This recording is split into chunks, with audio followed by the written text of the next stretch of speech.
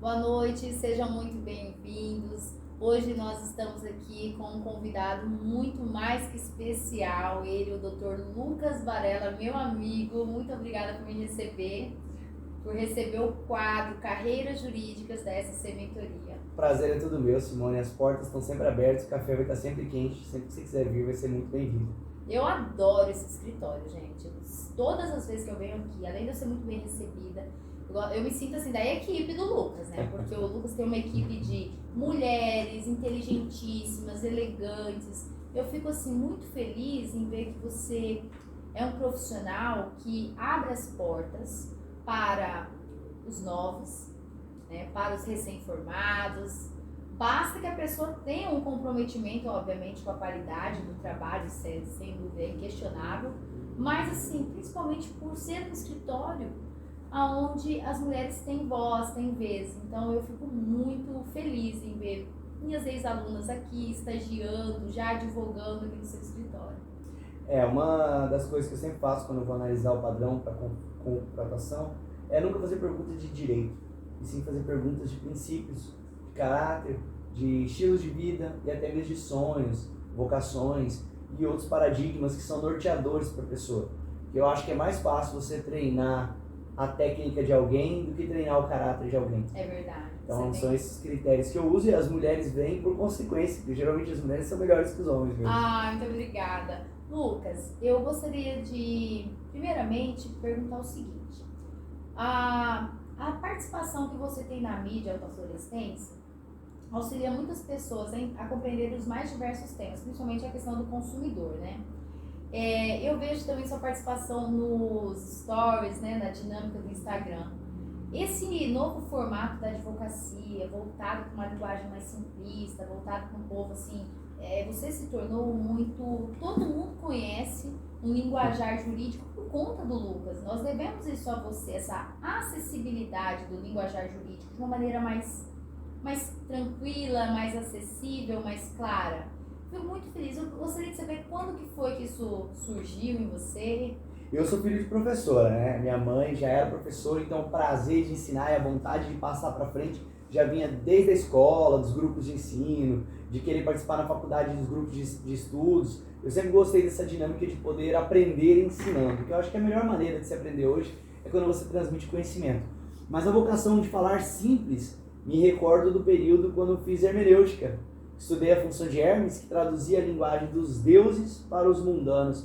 Eu achei isso brilhante, porque o homem precisa falar. E quando eu fiz agronomia, também aprendi que mais fácil é falar difícil. Difícil mesmo é falar fácil. Ter o dom da comunicação é a verdadeira arte de se comunicar para todos os públicos. Sim. Então, com base nessa vocação e nessa fusão das duas culturas que eu acabei trazendo, tanto da parte agrária quanto da parte de humanas, eu desenvolvi um método de que eu tentaria traduzir a linguagem dos deuses, no caso dos juízes, dos juristas, Sim, dos doutrinadores, dos professores, para o meu cliente.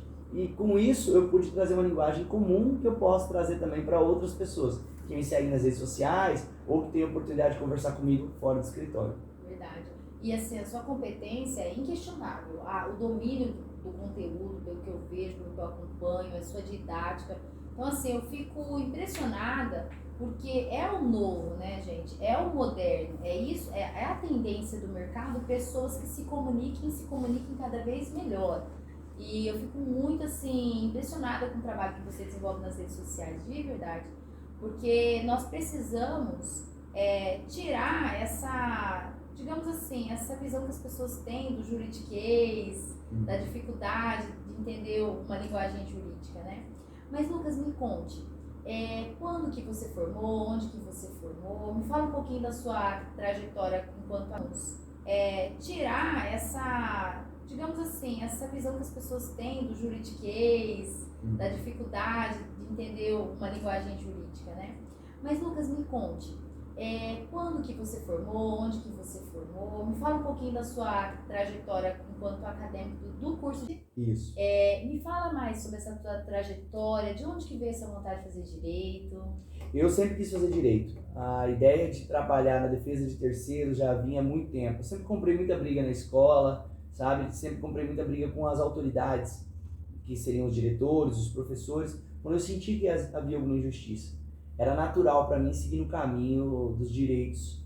Eu ainda não sabia muito bem o que o advogado fazia, mas quando eu entrei, eu lembro que o que eu queria, dentro da ótica que eu tinha, era poder escolher para quem eu ia trabalhar. Quando eu soube que como delegado, juiz, promotor, eu não teria essa oportunidade, já decidi que eu queria ser advogado. Sim. Mesmo sem entender a dinâmica do dia a dia da advocacia. Mas eu me recordo muito bem, lá nos primeiros semestres, quando os professores perguntavam quem quer ser juiz? Muitos levantavam. Quem quer ser delegado? Muitos levantavam. Quando perguntavam quem quer ser advogado? Só eu, lá no fundo, levantava a mão. Hoje muitos colegas caminham nesse trajeto, todavia, a vocação, eu não sei dizer de onde surgiu. Desde que eu me lembro por gente, eu já tinha essa vontade, esse desejo de trabalhar na justiça alheia. Interessantíssimo. E em que ano que você graduou em bacharel em Direito? Eu ingressei em 2010 no curso de Direito, de janeiro, logo no começo, e o curso de Agronomia estava em greve ainda por virtude de situações políticas, né? E ele acabou demorando um pouco para iniciar. Eu tinha feito 2 vestibulares juntos. Eu fui chamado, passei no vestibular da Agronomia, eu fui chamado para ingressar, eu falei, vou tentar, depois eu decido qual dos dois que eu vou. Você seguir, fez os dois cursos simultaneamente? Isso, eram mais ou menos 12 aulas por dia, de manhã e à tarde Agronomia, né? Então eu chegava lá por volta das 7 horas da manhã, ficava lá até uns 11h30, meio-dia, depois 1h30 retornava e ficava até as 5h30, quando 7 horas tinha que reingressar na faculdade de Direito. Sim, que são 2 cursos pesadíssimos, né? Assim, de muita leitura, de muito comprometimento, muita dedicação. Eu acho que o mais complexo realmente era mixar áreas tão distintas. Sim. Fosse, por exemplo, direito e contabilidade ou direito e administração, acho que caminhariam ainda mais próximos, conversariam mais. Sendo uma área totalmente voltada para biologia e outra totalmente voltada para as humanas, eu acho que foi um pouco distinto, mas isso faz parte da minha formação. Eu vejo que hoje eu sou mais completo por causa disso e tenho muito dessa perspectiva holística de que o conhecimento ele tem que ser pluralizado. A gente está numa época hoje, Simone, que cada vez mais as pessoas se especializam. Sim. E não é um problema isso. Todavia, muitas vezes, para você resolver um problema, você tem que ter uma análise ampla primeiro, antes de você se aprofundar, para você conseguir entender tudo que circunda aquilo.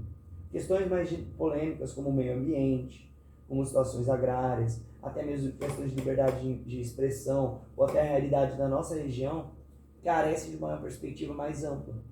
Poderia ser abordado por vários profissionais, mas é claro que uma pessoa tendo um conhecimento geral pode saber quais profissionais procurar e quais alternativas seguir para a gente conseguir ter uma alternativa mais precisa para o cliente. Sim. Então, Lucas, o que você me diria sobre uma pessoa que tem 2 cursos simultaneamente? Qual conselho você já daria para essa pessoa? Tá, eu acho que você tem que primeiramente pensar, eu acho muito difícil a gente conseguir fazer isso lá nos primórdios da faculdade, mas tem que ter um direcionamento de como você iria fundir os 2 cursos. Sim. Tá? Então, assim, o Direito e a Agronomia são de cursos que conversam, principalmente quem quer advogar em Direito Agrário, como eu, mas também poderia estar atuando, por exemplo, em Direito e Engenharia Florestal, para quem quer ir numa área de Direito Ambiental, mais focado nas defesas de desmatamento, mais focado no reflorestamento, enfim, questões focadas em silvicultura, né? Agora, o Direito e Contabilidade seria muito interessante para quem quer ir para a parte do Direito Empresarial, para quem quer ir para uma parte sucessória, para fazer inventários, outras questões, e igualmente administração. Fundir direito com administração é muito interessante se você quer advogar para empresas, principalmente para você entender na parte de administrativa e de investimentos, parte financeira também, vem uma bagagem legal da administração. O direito está muito mais dinâmico, né? Ele se envolve com diversas áreas. Sobre áreas do direito, quando foi que seu direcionamento foi para o consumidor, para o direito agrário? Com quanto tempo de profissional, você observou que seria a melhor área para você trabalhar? Eu sempre quis trabalhar com direito agrário. Já era uma vocação que eu tinha, meu pai é agricultor, então eu sempre tive essa vontade de trazer um pouco mais de respaldo para o homem do campo. A gente vê o homem do campo passando por diversas situações, né? Quando a gente veio para cá, minha família é pioneira na cidade, a promessa era: temos que desmatar para não entregar. A gente era incentivado pelo governo a fazer o desmate, para que a gente não perdesse essas terras para o exterior. Sim. Hoje a realidade é outra. Quem olha de fora vê nós como os destruidores, os desmatadores, aqueles que destruíram a Amazônia, mas não sabem muito da história de quem chegou aqui primeiro. E vendo isso, não somente isso, mas situações que a gente vê no dia a dia, né, de consórcios fraudulentos, problemas de empréstimo, plano Collor, que a gente teve os empréstimos compulsórios feitos pelo governo. Tudo isso trouxe para nós aqui da nossa região um sentimento de fragilidade e de receio de muitas situações. E eu, como advogado, meu norte sempre foi esse. A parte de atuar como direito do consumidor veio como uma grata surpresa que eu tive. Sempre fui apaixonado de direito civil, não tinha dúvida que eu ia atuar nisso. Até na área agrária a gente traz muito do direito civil e processo civil. Entretanto, eu advoguei no começo da carreira com o Dr. Eustáquio. Foi o primeiro a abrir as portas para mim. Sim. Que ninguém queria dar Inclusive, oportunidade. foi meu professor também. Uma pessoa maravilhosa. Maravilhoso. Ninguém queria dar oportunidade para alguém que tinha 2 faculdades.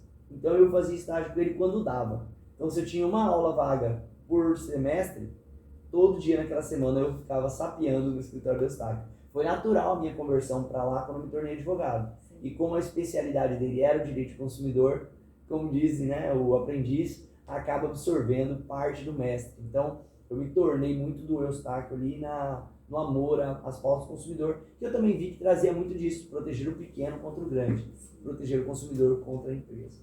Você faz isso brilhantemente, porque assim, quando se fala em direito consumidor, a gente já lembra de você na hora, né?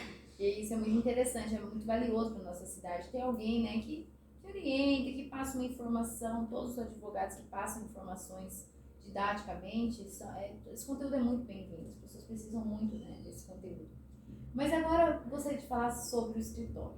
Me diga, como que é estruturada a tua rotina, como que você organiza, administra a tua rotina como advogado, para quem tem interesse em montar um escritório, qual seria a sua dica, assim, a sua